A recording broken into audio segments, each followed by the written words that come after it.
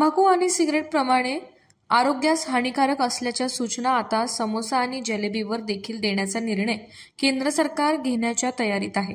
ज्या वस्तूंवर इशारा देण्यात आला आहे त्याच्या सेवनाचे प्रमाण अजून कमी झालेले नाही, त्यामुळे या निर्णयाचा काहीच परिणाम होणार नसल्याचं बुलढाण्यातील खव्यांचं म्हणणं आहे। तर हा निर्णय चुकीचा असल्याच्या भावना छोटे व्यावसायिक व्यक्त करत आहेत। ज्याच्यामध्ये जसं सिगरेट आणि तंबाखू इशारा दिला जातो आरोग्यास हानिकारक असल्याचा, तसाच इशारा आता समोसा आणि जिलेबी दिला जाणार आहे। तुम्ही एक व्यापारी आहात, कशा पद्धतीने तुम्ही या निर्णयाकडे पाहता?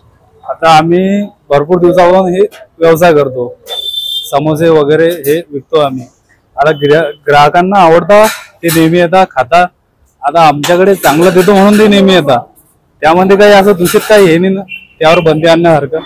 जिलेबी हे खायचं आयटम आहे, समोसा खाण्याचा आयटम आहे, त्यामध्ये काही असं हे नाही। आता तंबाखू झालं, सिगरेट झालं, हे शरीरात हानिकारक आहे। आता याच्यापासून काय वाईट परिणाम व्हायसारखं काहीच नाही, खायच्याच गोष्टी आहे ना। तज्ञ डॉक्टर असं म्हणतात की त्याच्यापासून लठ्ठपणा जो आहे तो वाढतो, किडनी, त्याच्यानंतर शुगर, अशा पद्धतीचे आजार घडतात। आता तेलकट म्हणल्यावर तर थोडंफार वाढणारच होते, पण आता घरी आता पुरी भाजी खातो, त्याच्यात पण त्याच्यामुळे लठ्ठपणा वाढतो, मग ते थोडी बंद करणार लोक खाणं।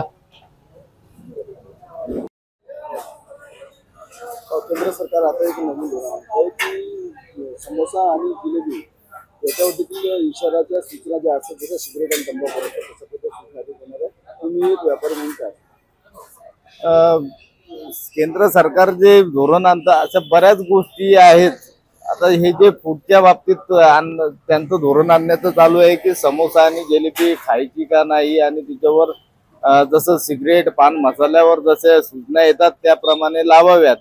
मला एक सरकारला विचारायचं आहे की अशा बऱ्याच गोष्टी आहेत की त्याच्यावर इशारा असून सुद्धाही तिच्यात उलट कालांतरानं वाढत होत आहेत आणि त्याचं सेवन मोठ्या प्रमाणात ग्राहक करतच आहे।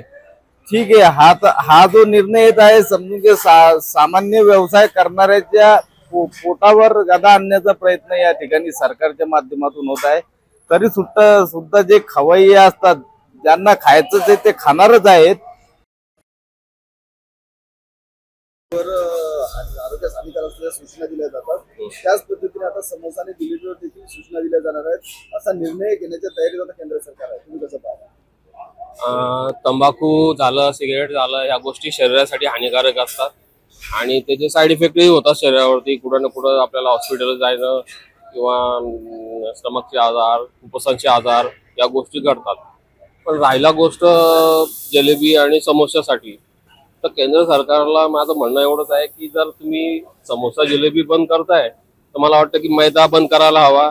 घरामध्ये जे लोक घरी समोसाही पण खाणार नाही, बा घरी समोसा बनवणार नाही, जिलेबी घरी बनवणार नाही, मग जे लोक पोटासाठी काम करतात त्या लोकांना नका त्रास देऊ। एवढा आहे ग्राहक म्हणून मी बोलू शकतो, त्याचा काही एवढा नाहीये, कारण कोणत्याही गोष्टीचा अतिरेक झाला तर शरीराला हानिकारक होतो, कुठलाही असो।